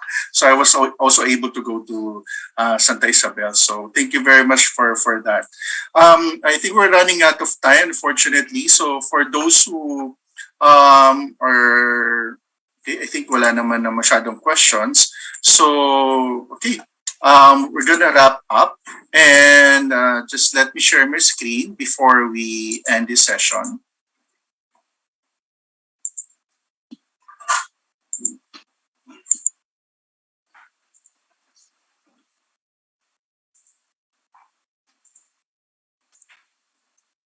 Okay. I hope my screen is here. Okay. All right. So again, thank you everyone for participating in our in the episode 72 of the Intramuros Learning Sessions. We will be having another session next month. For the meantime, may we request everyone to like and support the social media pages of IEA. We are on Facebook, we are on Twitter, Instagram, and on YouTube. So this particular learning session will be recorded and will be uploaded on our YouTube channel. And if you missed our previous session, as I mentioned, it will be recorded and accessible on our YouTube page. And just click subscribe. Okay, don't forget to subscribe on our social media accounts. And we are also on Google Arts and Culture. So just search the keyword Intramuros Administration. We have a number of ecclesiastical art from our museum collection. All right. So before we end the session, Raja, would you like to say something? Thank you, sister, for the partnership. We look forward to more partnerships with you in the future. Now, maybe before we end our webinar, we can ask one last question. Siguro po, sister, you can also answer if you'd like. Ma'am Clarissa and Sir JP. Question is, what makes you proud to be an Isabela? I'm sorry, sir. What makes it? What makes you proud po to be an Isabela? Sir JP, would you like to start since you started way ahead of me? Okay, sure. No problem. Thank you, Sir Racho, for the question. A beautiful question. Actually, if those who attended our session early on, I was introduced, and I'm actually not a graduate of Santa Isabel College of Manila. But my stay here at Santa Isabel College for the past, I think, 2000, I think I'll be around 20 years here at Santa Isabel College of Manila. What makes me proud is that the charism that the school has been teaching for the years until today is still able to live up to it. And I do believe that that what was done before in the past history until now is still being done. That's why it really makes me proud to be part of Santa Isabel, because what the values that I have, they are connected and they align to what I perceive in my life, and helping those who are really also in need. So parang pareho kami, nagmamatch yung aming ano, and I'm really proud to be here, and happy to be here also. Thank you. Thank you, Sir JP. Okay. I am also not a graduate of Santa Isabel College of Manila, but I came from Adamson University, and I believe if not everyone knows, Adamson is a brother school of Santa Isabel, carrying also Vincentian values. So similar to what Sir JP mentioned, the alignment of the values that Adamson University taught me from where I am right now, I'd like to make mention that it's not actually, I do not want to make use of the word proud, sir, but I want to emphasize that SICM has a special place in my heart, because though the length of the years is incomparable to the length of Sir JP, I just came here 2010, so 10 years means a lot to me, because SICM gave me the opportunity to lead people. At one point, I was the student affairs coordinator. I was given the chance also to acquaint myself on some Isabellan values and attributes, which I also am imbibing now, because of the alignment also with my Vincentian values in Adams University. But whenever I speak about Santa Isabel, and whenever I speak about Isabellan, it carries with me with integrity the true essence of a Vincentian Isabellan character. So I guess Santa Isabel being 389, parang 389 na rin ako nandito. But seriously, I am really into Santa Isabel in as far as with Sister Mirna as our head, as our director, as our leader, we can never go wrong. Also, with my colleagues, with those who have clear and honest intentions of bringing Santa Isabel College of Manila far more than 389. So that makes me, if proud, siguro po, yung term na proud na sabihin nyo, or make Santa Isabel College of Manila have a place in my heart. Thank you so much po, Ma'am Clarissa and Sir JP. Now, unfortunately, we have to end this webinar. So, till next time po sa mga ating mga viewers. So, next month, abangan po, magkakaroon tayo naman ng webinar on the working women of 19th century Manila. So, stay tuned po sa ating mga post po sa Facebook. Maraming salamat po. Thank you po. Thank you very much, Sir Jeffrey, Sir Rancho, and to Intramuros administration for giving this rare opportunity to Santa Isabel College of Manila to be part of your learning session. Thank you very much, Intramuros. Similarly, I would also like to thank so much the administration in Intramuros, particularly in this field where you made us see better Intramuros administration, because it's here that I also, like you also, learn to know about Santa Isabel. This way paid also for us to understand and appreciate better what is in Intramuros now that we are not there. But through this administration, Intramuros administration, you introduced to us the richness of this office, serving the Philippine tourism, not only, but culture. In fact, so much of those that covers the service of your administration office. So in fact, I would want to congratulate you that you are able to deliver what we expect, at least at this point of your invitation. Proposal lang yun ha. Wala pang merits yun. Wala pang kung ano, but it's still part of the heart to partner widely with each other in terms of where we can be, since I was saying tourism is also part of Santa Isabel, but it's not the end of all. So may I just say congratulations and thank you for making us part of the IA program. Hopefully we were able to align our discussion with the objective of Intramuros Learning Session in as far as promoting the Filipino heritage and Filipinos' pride and identity as a nation and as a Filipino. Thank you very much. Thank you, And po. before Definitely po. Rancho and Jeffrey, I just want also to, in your presence, I would just want to congratulate my two speakers because representing Santa Isabel, they did their best. They did their best lovingly, patiently, in all their creative ways of making Santa Isabel known to the public, especially today. Yes, So, thank you very much, Sir Rancho, for the assistance, for your patience in all our emails. Maraming salamat po, Intramuros Learning Session. Maraming Salamat po. Salamat po. Thank you very much. Bye-bye. Bye po.